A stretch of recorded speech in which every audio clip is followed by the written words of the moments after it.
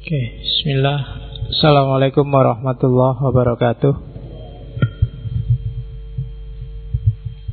Bismillahirrahmanirrahim. Alhamdulillahi rabbil alamin. Alhamdulillahi nahmaduhu wa nasta'inuhu wa nastaghfiruh wa na'udzu billahi min syururi anfusina wa min sayyiati a'malina. May yahdihillahu fala mudhillalah wa may yudlilhu fala hadiyalah. Asyhadu an la ilaha illallah wahdahu la syarikalah wa asyhadu anna Muhammadan abduhu wa rasuluh. Allahumma salli wa sallim wa barik ala habibina wa syafi'ina Sayyidina wa maulana Muhammadin wa ala alihi wa ashabihi wa ala kulli manittaba'a huda. Amma ba'du. Bismillah, kita bisa melanjutkan lagi ngaji filsafat kita setelah libur sekali minggu lalu. Yes, biasanya mahasiswa itu kan sekali-sekali kosong itu kan seneng harusnya. Iya, jadi enggak apa-apa ya. Minggu lalu saya harus ke Purwokerto. Kebetulan yang ngundang juga alumni ngaji filsafat juga. Pernah ikut 1, 2, 3 kali lah setahu saya. Terus minta saya ngomong di sana. Kebetulan dia dulu waktu ngaji dia S2, sekarang sudah jadi dosen Universitas Muhammadiyah Purwokerto. Ya, kebetulan ngasih jadwalnya Kamis pagi. Jadi tidak mungkin saya berangkatnya harus habis ngaji terus ke sana, kan nggak enak. Bisnya sudah habis. Jadi terpaksa harus sore-sore berangkat ke sana dan ngajinya kosong. Alhamdulillah bisa ambil nafas sebentar. Biar kalian nggak jenuh tiap Rebu dikasih filsafat. Sekali-sekali kontemplasilah, ngajimu tiap malam Rebu itu dapat apa sih?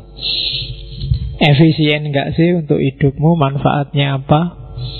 Atau nanti kalau pulang dari sini, tutuplah semua catatanmu, tutuplah semua rekamanmu, tulislah seingatmu, sedapatmu dari ngaji ini kamu sudah dapat apa saja. Itu nanti akan lebih meningkatkan gairahmu ngaji, atau mungkin malah sudahlah nggak usah ngaji lagi. Tapi ya enggak apa-apa, yang penting kamu sadar ngaji itu bagus. Tapi kalau dilakukan dengan tidak sadar ya enggak ada nilainya. Baik nilai vertikal maupun nilai horizontal. Sama kayak sholat, sama kayak ibadah apapun, termasuk sholat gerhana, termasuk kalau kamu melakukannya tanpa ada kesadaran, pokoknya melu liyane sholat ya sholat, itu biasanya value-nya yang tidak ada. Dan Allah sebenarnya kan masuk butuh sholatmu, masuk butuh ibadahmu. Yang butuh kan kita. Karena yang butuh kita, maka value-nya harus jelas. Oke. Ada yang sholat gerhana tadi? Banyak ya, campur subuh biasanya. Nah, ya kan biasanya kamu subuhnya kan jam segitu. Jadi diingetin, kok iya kok baru bangun mas, ndak ini sholat gerhana kok subuhnya tadi sudah ya, padahal ya biasa ya ngono subuh. Oke, malam ini kita ngomong filsafat kebahagiaan. Dulu akhir tahun kita baru pengantarnya, sekarang kita masuk lebih detail lagi. Seperti janji saya 2 minggu yang lalu, untuk filsafat kebahagiaan saya ambil 1 dari Barat. Kita ambil mbahnya filsafat Barat, Plato. 1 dari Islam, tradisi falsafah, kita ambil Al-Farabi. Satu dari tradisi tasawuf kita ambil Ghazali, dan satu dari tradisi lokal kita ambil Ki Ageng Suryo Mentaram. Oke, semoga setelah kenal tokoh-tokoh ini kita bisa identifikasi. Karena hidup itu kan intinya kan ya bahagia apapun kondisinya. Jadi coba kita belajar dari tokoh-tokoh ini, Plato, Farabi yang nulis Tahsilus Sa'adah, atau Ghazali yang nulis Kimia Us-Sa'adah, atau Ki Ageng Suryo Mentaram. Oke, bismillah, kita awali ya. Di-on-kan lagi sekarang, yang kemarin libur 2 minggu. Jadi dinyalakan lagi sinyalnya, belajar filsafat lagi. Malam ini kita ketemu Plato. Ya, Plato itu beda sama plat AB, plat A, plat C. Di Indonesia tidak ada plat O. Plat O itu platnya Yunani mungkin. Ya, Plato ini ya kita kenalnya muridnya Sokrates, satu di antara filosof yang jadi fondasi semua pemikiran filsafat, baik filsafat barat maupun filsafat Islam. Jadi sesepuhnya filsafat itu kan Sokrates, Plato, dan Aristoteles. Ini 3 orang sesepuh yang hubungannya guru murid. Plato muridnya Sokrates, nanti Plato punya murid Aristoteles, Aristoteles punya murid Iskandar Zulkarnain. Ilmu warisannya Aristoteles dikembangkan Iskandar Zulkarnain, jadi tradisi filsafat Romawi yang namanya adalah Helenisme. Nanti Helenisme inilah yang diwarisi para filosof Muslim. Para filosof Muslim nanti yang menginspirasi Barat sehingga melahirkan Renaissance, modernisme sampai hari ini. Jadi silsilah ringkasnya begitu. Saya tidak ngomong Sokrates dulu. Nanti pada saatnya kita akan ada sesi khusus untuk para filosof Yunani. Mungkin kita bagi beberapa sesi karena banyak. Ada para filosof pra-Sokrates, ada filosof eranya Sokrates dan kawan-kawan sampai Aristoteles, dan filsafat lanjutannya namanya Helenisme. Nanti mungkin kita ambil fase-fase pada saatnya. Cuma malam ini kita pinjam dulu Plato untuk ngomong tentang kebahagiaan. Plato ini agak beda sama gurunya. Kalau Sokrates itu terkenal jelek wajahnya, dan dia ngaku sendiri kalau jelek. Ya, jarang loh orang ngaku saya jelek itu. Setiap orang merasa dirinya cakep. Ya, kalau nggak percaya carilah temenmu yang kamu anggap levelnya di bawahmu. Tetap dia tidak akan ngaku. Tidak lah, kamu kan mesti dia ngerti bagian dirinya yang dia anggap cakep. Tapi kalau Sokrates tidak, dia juga ngakui kok wajahnya jelek. Atau mungkin kalian ngaku saya nggak terlalu cakep Pak, tapi kan manis kayak gitu. Ya, itu alasan. Iya, biasanya gitu.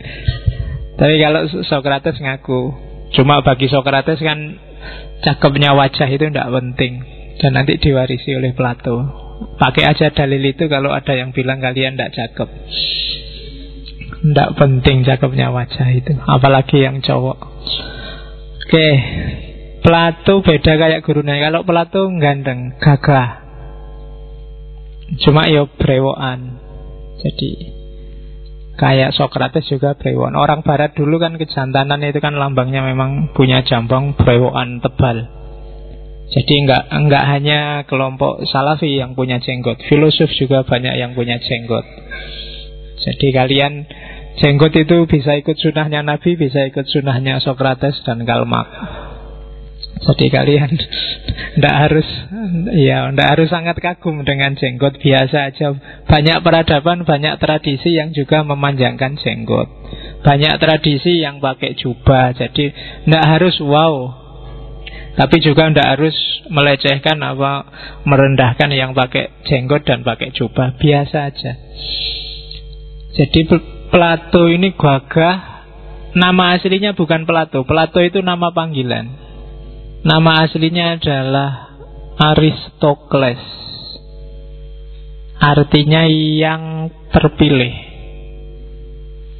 Dipanggil Plato, Plato dari bahasa Yunani, karena bahunya lebar. Jadi mungkin dia sering fitness apa-apa, jadi podok. Iya kan, saya tidak tahu fitness apa enggak, tapi karena bahunya lebar, terus dia dipanggil Plato. Dari keluarga bangsawan, kalau orang Indonesia menyebutnya darah biru. Saya tidak tahu ya, mungkin 1-2 mahasiswa adalah yang skripsi pakai kajian semiotik melacak kenapa kok disebut darah biru bangsawan itu. Kok enggak misalnya darah emas apa darah putih apa darah tinggi misalnya, kok disebut darah biru. Itu kan darah tinggi maksudnya kastanya tinggi, jadi disebut darah tinggi. Darah tinggi kok malah jadi penyakit. Itu sebenarnya bisa kalian kaji pakai semiotika atau pakai strukturalisme. Jadi Plato ini anaknya bangsawan, cuma dia ya mengalami pasang surutnya politik. Bahkan pernah jadi budak juga, ketangkep, dijadikan budak, tapi terus ditebus lagi oleh keluarganya. Terus ada 2 momen dalam hidupnya Plato yang monumental, yang merubah garis hidupnya. Yang pertama adalah pertemuannya dengan Sokrates. Ini guru favoritnya Plato. Jadi Sokrates nanti yang mengarahkan Plato jadi seorang filosof besar. Bahkan orang kenal ada tokoh yang namanya Sokrates itu dari tulisan-tulisannya Plato. Jadi Sokrates itu hidup karena buah tangannya Plato. Terus itu yang pertama, nggak perlu saya ceritakan, kalian sudah ngerti bagaimana dahsyatnya seorang Sokrates dan bagaimana Plato yang jadi muridnya. Yang kedua adalah peristiwa politik, kalahnya Athena oleh Sparta. Itu yang kemudian, itu kan transisi dari monarki terus jadi oligarki, awalnya demokrasi terus jadi oligarki, terus terakhir balik lagi ke demokrasi tapi yang tidak sempurna. Sebenarnya Plato meskipun dia ahli filsafat sudah ancang-ancang ingin masuk ke dunia politik, ingin jadi pejabat atau apa, karena memang dia keluarga bangsawan. Tapi begitu ada peristiwa eksekusi terhadap gurunya, terhadap Sokrates, dan eksekusi ini dilakukan oleh pemerintahan yang coraknya demokratis, maka Plato batal, nggak jadi masuk ke dunia politik. Dan mungkin itu salah satu sebab kenapa dalam masterpiece-nya Plato yang judulnya Republik itu dia tidak sangat menganjurkan demokrasi, tapi dia menganjurkan pokoknya negara itu pemimpinnya harus seorang filosof, king philosopher, raja filosof. Jadi makanya kalian ngaji filsafat berarti ngaji gimana caranya untuk jadi presiden.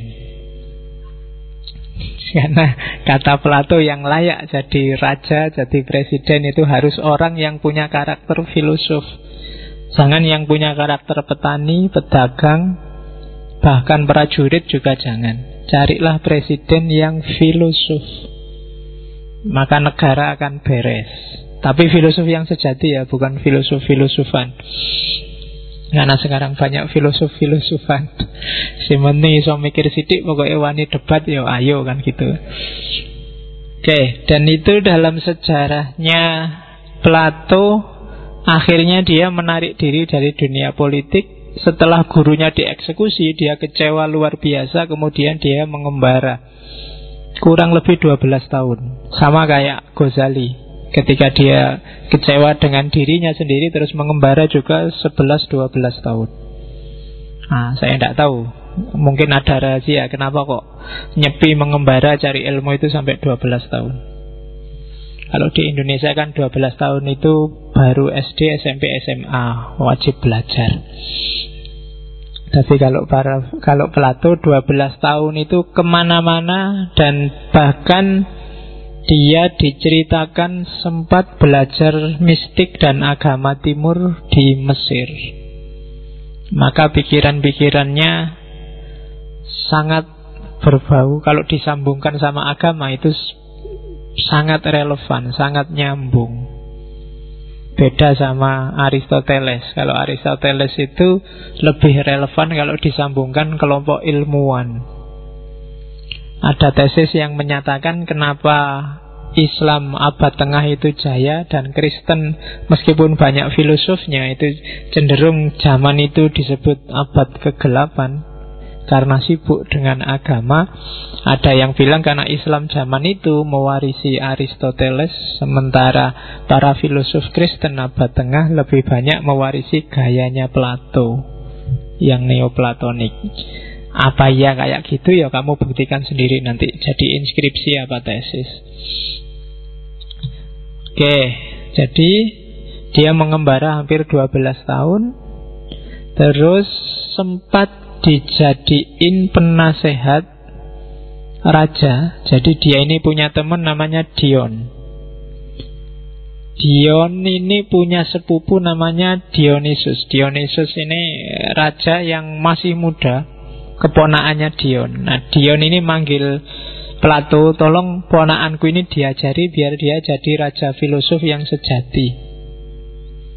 Tapi ternyata setelah beberapa saat dilatih, malah Dionysius ini curiga sama Dion dan Plato.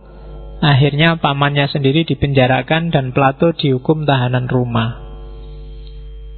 Dan kesempatan dihukum tahanan rumah sebenarnya nggak masalah, karena dengan itu Plato bisa ngajar lagi di akademinya. Yang paling terkenal dari Plato yang monumental itu Akademia, universitas pertama dalam sejarah manusia. Akademia ini berlangsung lama sampai zaman Romawi, tapi kemudian ditutup, dibubarkan karena khawatir merusak iman Kristen zaman itu. Itu Akademia. Plato nggak nikah, jadi nggak punya anak. Akademia dilanjutkan oleh keponakannya. Jadi mungkin karena dia asik berfilsafat, sudah enjoy dengan filsafat dan ilmunya, jadi tidak tahu kalau ada yang lebih nikmat dari itu. Akhirnya nggak nikah. Atau jangan-jangan kalau dia nikah tidak sebesar itu pikiran-pikirannya. Saya tidak tahu. Cuma kamu tidak usah niru yang nggak nikahnya. Ya. Oke, yang paling terkenal dari Plato adalah gagasannya tentang idea.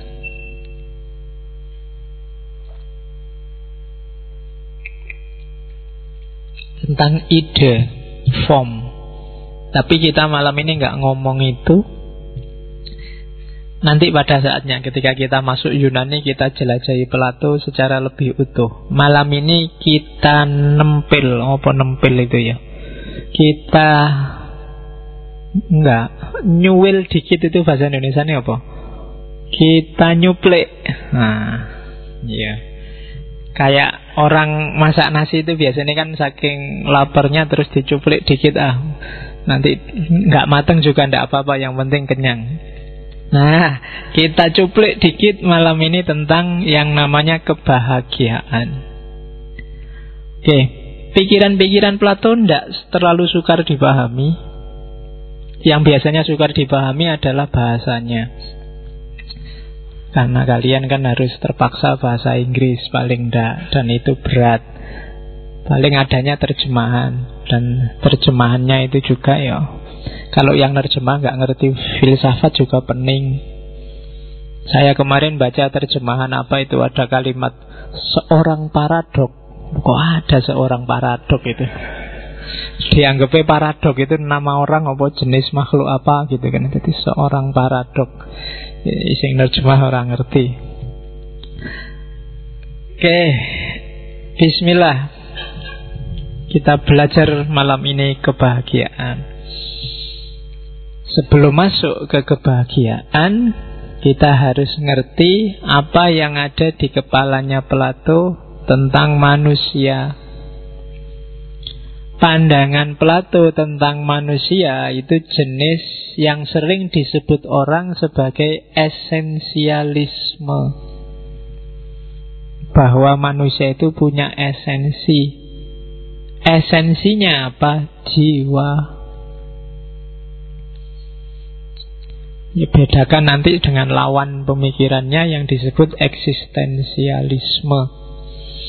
Jadi katanya Plato, manusia itu hakikatnya adalah jiwanya. Badan ini hanya manifestasi dari jiwa. Maka jangan terlalu percaya dengan badan. Badan bisa keliru, bisa menipu. Karena hakikatnya ada di jiwa. Kalau kamu sedang mangkel terus merengut. Nah, merengut itu kan ekspresi dari jiwamu yang sedang mangkel. Kalau kamu sedang senang terus senyum. Nah, senyum ini ekspresi dari jiwamu yang sedang senang. Cuma jangan kejebak dengan senyum dan merengutnya. Ada kalanya orang senyum tapi tidak senang. Ada kan senyum sinis misalnya. Kan itu kan kayak senyum tapi manggeli. Ada yang mencucu juga bukan karena mangkel tapi karena sakit gigi misalnya. Jadi badan itu tidak bisa dijadikan pedoman. Dia hanya tanda dari jiwa. Sama-sama senyumnya, tapi kan kuncinya ada di jiwa. Ini senyum seneng, senyum sinis, atau ya memang bentuk mulutnya selalu senyum. Jadi dia hanya sign, hanya tanda dari gejala jiwa. Lah terus apa sih jiwa itu? Kalau bagi Plato ya jangan ditanyakan apa, karena dia bukan apa juga bukan sesuatu. Jadi kamu nggak bisa megang makhluk yang namanya jiwa. Nanti kalau di bukunya Plato Politeia itu, jiwa itu bukan sesuatu, tapi dia gerak, aktivitas. Ini yang rodok rumit. Aktivitasnya ada, tapi sesuatunya tidak ada. Itu jiwa. Jadi sesuatu yang bergerak, menggerakkan dirinya sendiri dan termanifestasikan lewat badan. Kalau istilahnya, kalau pakai bahasa istilahnya biasanya dipakai autokineton. Autokineton itu dia gerak dengan sendirinya. Tidak ada yang nyetir, karena dialah yang nyetir badan. Jadi sopir itu kan nggak ada yang nyupiri. Dia nyupiri dirinya sendiri. Itulah jiwa. Kayak mobil ya. Mobil itu kan ada supirnya. Kamu kan gak bisa tanya, loh yang nyupiri sopir siapa? Ya enggak, dia nyupiri dirinya sendiri. Dan mobilnya itu badannya. Jadi itu yang dimaksud gerak autokineton. Dia enggak ada yang nyupiri, karena dia sendiri adalah supir. Ya kan enggak bisa kayak sebab, ada akibat. Ada yang nyupir, ada yang disupiri. Supir ini ada yang nyupir lagi, kan nggak ada. Masuk supir, siapa yang nyupir supir? Jeragani supir misalnya, ya nggak bisa nyupir. Dia nyupir dirinya sendiri, menggerakkan dirinya sendiri, autokineton. Dan semua kompleksitas gerakan internal manusia itulah aktivitasnya jiwa.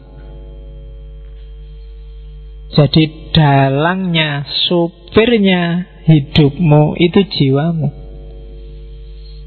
Kamu seneng, sedih, puyeng, pening, bingung, tidak jelas, itu kan semua aktivitas jiwamu.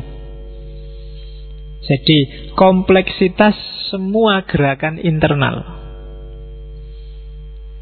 Biasanya manifestasinya ada di jasad, ada di tubuh. Tapi juga tidak bisa 100% dipedomani. Makanya nanti di teori idenya Plato, barang yang kelihatan, yang fisikal, yang duniawi, itu sifatnya sementara semua, gampang menipu. Yang sejati, yang sifatnya non-fisik, dunia idea. Oke, ya kalau pakai istilahnya Plato, ya secakep-cakepnya cewek yang ada di depanmu dan ada, itu lebih cakep cewek yang ada di kepalamu, yang ada dalam bayanganmu.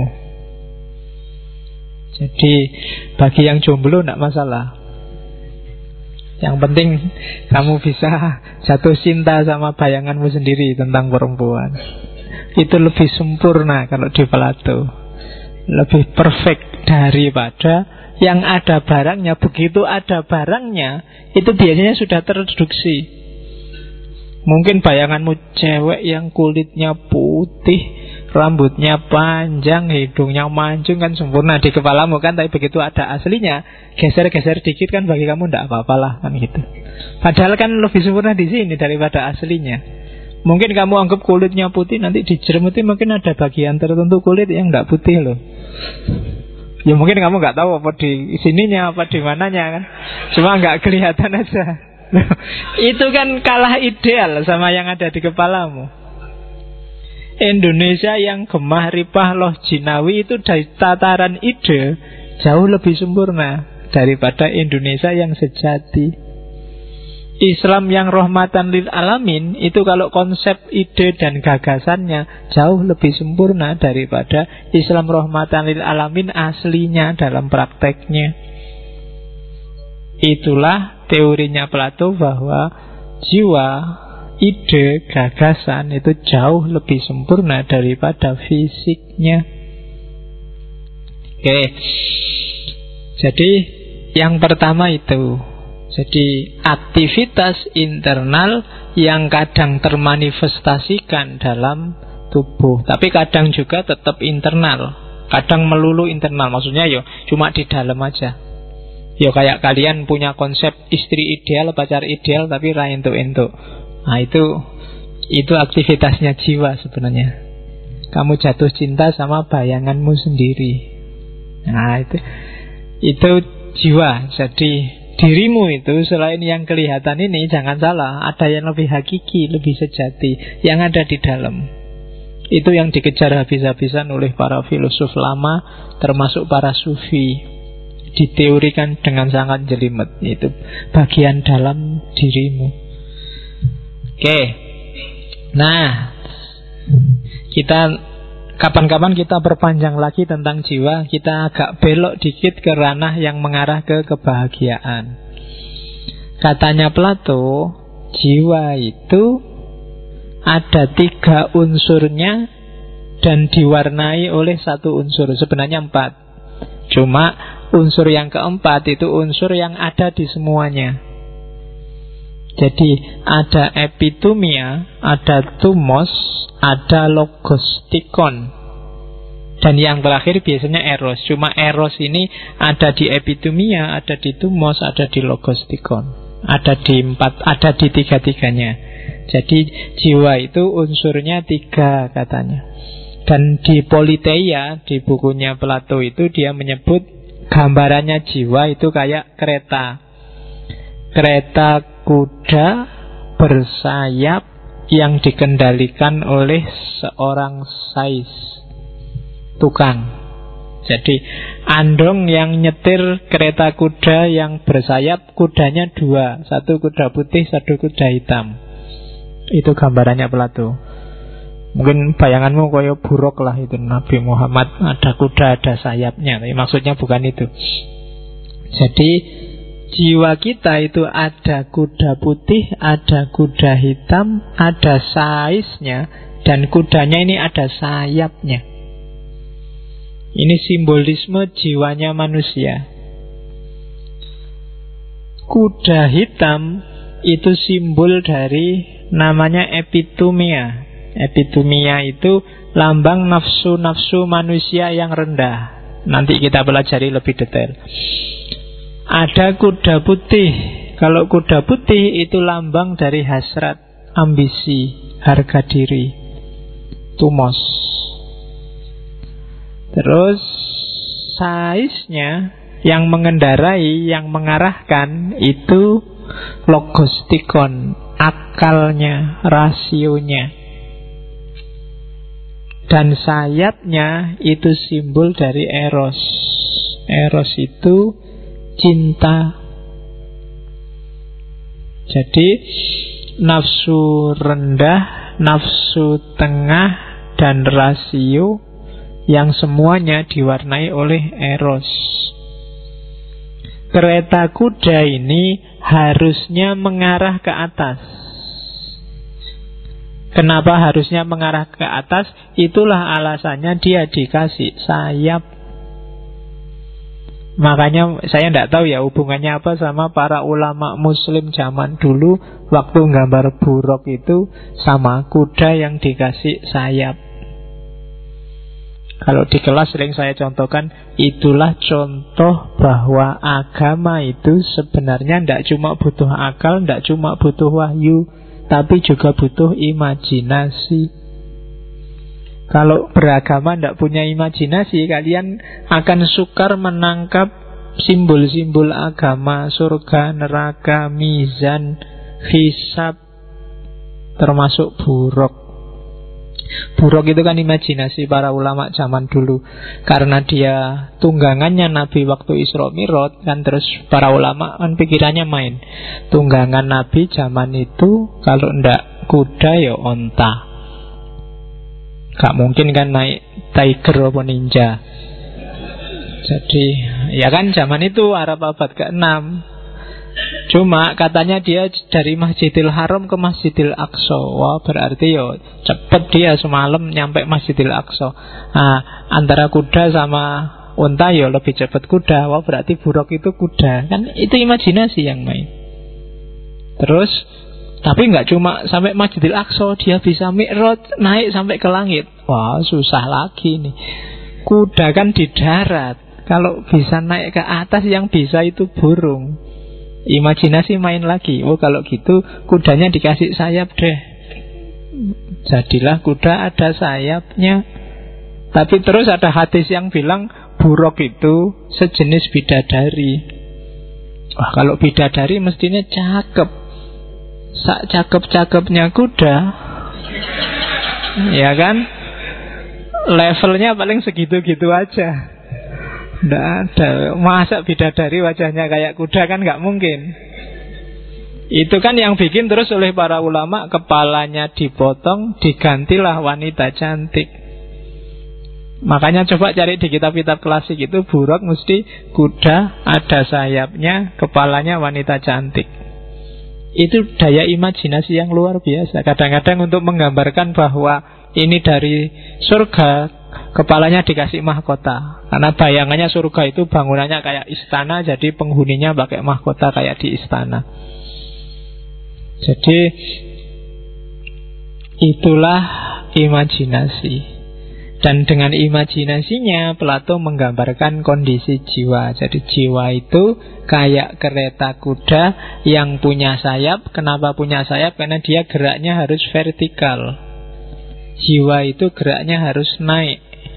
Dia harus selalu naik kelas menuju ke ranah dewa-dewa. Ya kalau bahasa Islam berarti jiwa itu coraknya harus ilahi, tidak boleh materi.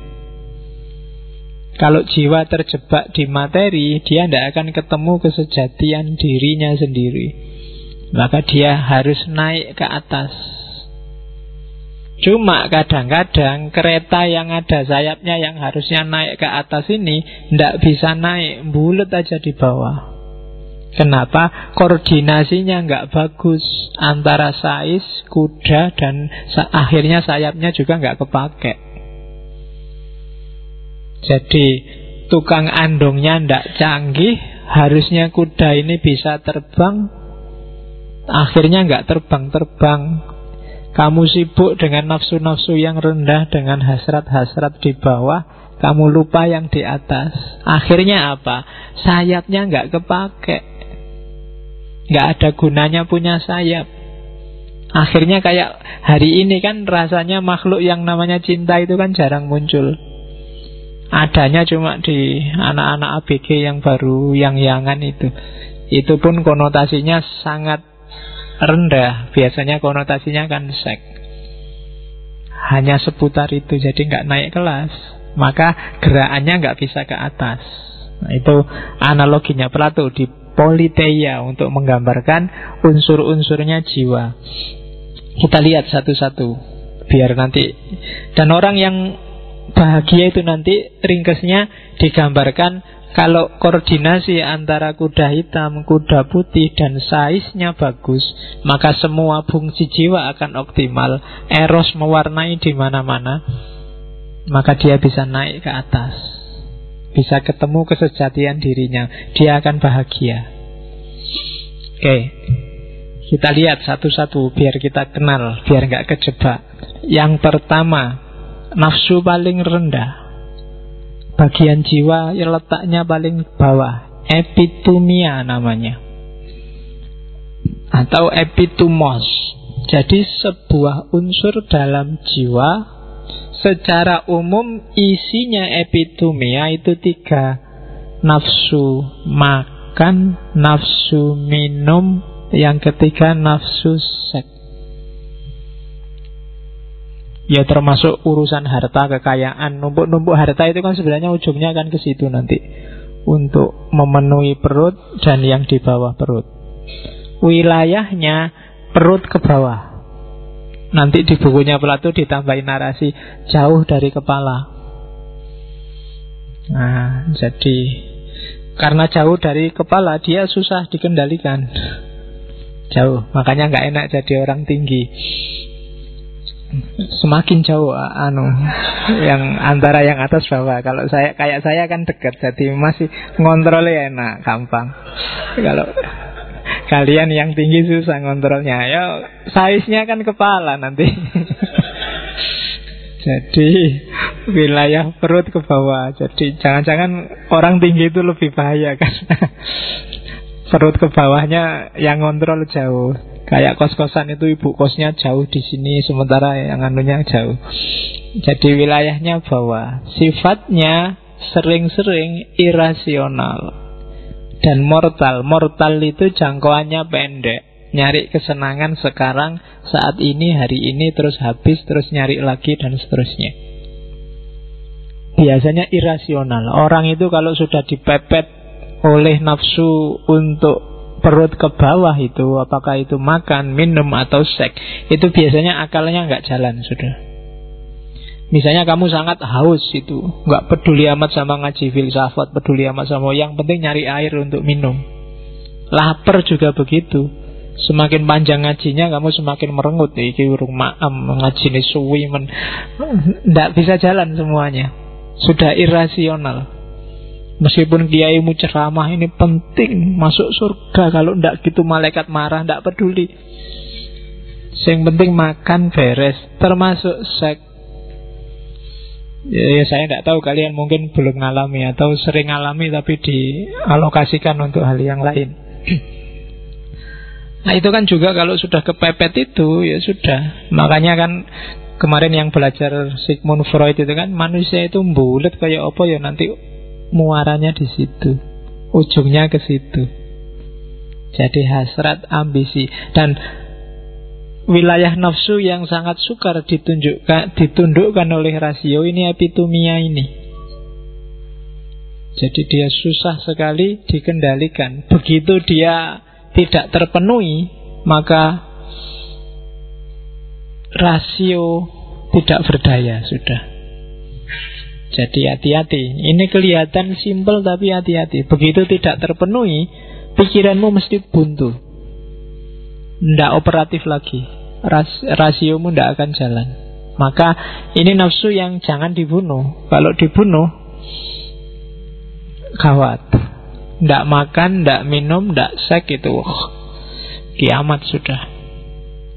Jadi nafsu bawah, simbolnya kalau saya baca bukunya Plato 3 itu simbolnya beda-beda. Ya kalau yang kuda hitam itu adanya di Paido atau Paidros. di bukunya Gorgias dia ngasih simbol epitomia itu gentong, bahasaku jane, gentong bocor. Ini kayak ember yang bocor. Ember bocor itu kan diisi berapapun dia tidak akan penuh. Kalau di Jawa itu, ini kan gelarnya Petruk. Petruk kantong bolong. Kantong itu kalau bolong, dikasih apa saja, sebanyak apapun uang, tidak akan cukup, tidak akan puas. Itu simbolnya hasrat. Atau hidra. Hidra itu binatang yang kepalanya banyak, yang suka main game-game syuting itu kan biasanya ada binatang yang kepalanya banyak, jadi nembaknya susah. Nah itu simbolnya nafsu. Jadi kepalanya banyak itu dibunuh satu, yang lain masih ada banyak. Kalau di wayang simbolnya biasanya pakai rahwana, dosomuko, kepalanya 10. Susah itu kan, kalau kepalanya 10 kamu ditembak satu masih ada satu, tembak satu masih ada satu lagi, dan bisa tumbuh, susah lagi kan itu. Dihukum pancung, sudah dipancung, masih ada 9. Nanti yang satu ngopeni 9 yang lain, yang satu tumbuh lagi. Dan itulah nafsu. Seolah-olah kamu sekarang minum misalnya,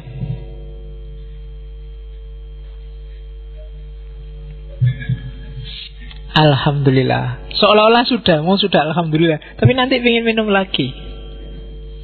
Itu nafsu. Jadi makan juga gitu kan, ingin makan, dan lapar lagi, makan lagi, tidak ada habisnya. Jadi kalau pikiranmu hanya seputar makan, minum, dan seks, waktumu habis, hidupmu tidak berkualitas. Makanya jangan sampai kamu punya moto hidup untuk makan atau hidup untuk seks. Eman-eman, hidupmu tidak berkualitas. Ini pokoknya kamu turuti aja. Kalau haus ya minum, kalau lapar ya makan, kalau pingin itu ya dilakoni kalau sudah kawin, kalau belum ya ke kamar mandi. Lu kenapa? Oh enggak. Lu maksudnya ke kamar mandi wudu sholat. Wah, anggap. Lah ya emangnya ngapain di kamar mandi? Iya. Oke. Jadi sudah, kalau sudah ya tidak usah dipikir, itu barang yang insting kok, tidak usah dipikir dalam-dalam. Kamu nggak usah mikir, wah besok gimana ya kalau saya kawin, enaknya gaya apa, tidak usah. Itu insting, wis iso, nggak usah khawatir. Ya, kamu tidak usah terlalu banyak. Kan kamu sekarang gaya kadang-kadang download, kamu kok download film gitu-gitu, nyari referensi pak, biar nggak salah ya. Masuk nulis makalah kan butuh footnote pak. Nanti ini kalau nggak ada footnote-nya nggak dianggap valid. Nggak usah, itu insting. Jadi itu kantong bolong, itu gentong bocor. Jadi nggak usah dipikir, jalani aja, penuhi sesuai batasnya, jangan berlebihan. Nanti Plato punya rumus tentang itu. Tapi yang jelas ini nafsu paling rendah. Sumbernya apa sih nafsu itu? Orang sering menyebut nafsu ini nafsu badani, nafsu jasmania. Sebenarnya enggak. Badan itu hanya simbol dari jiwa. Seperti tadi, dia hanya tanda dari jiwa. Jadi sumbernya bukan badan, tetap jiwa. Hasratmu pengen makan terus menerus, minum terus menerus, seks terus menerus, itu ada di dalam, tidak di luar. Kalau yang di luar itu tergantung perintah yang di dalam kok.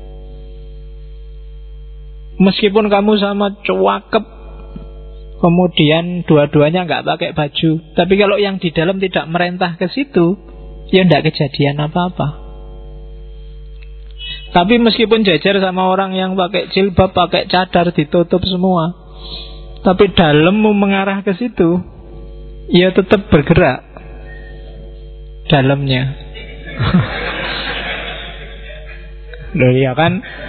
Jadi itu menunjukkan bahwa tubuhmu itu kamu yang nyetir sebenarnya. Kamu arahkan kemana, dia manut.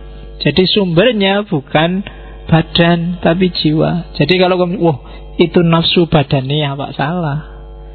Dia tidak berporos pada badan, tapi jiwamu bisa dikontrol.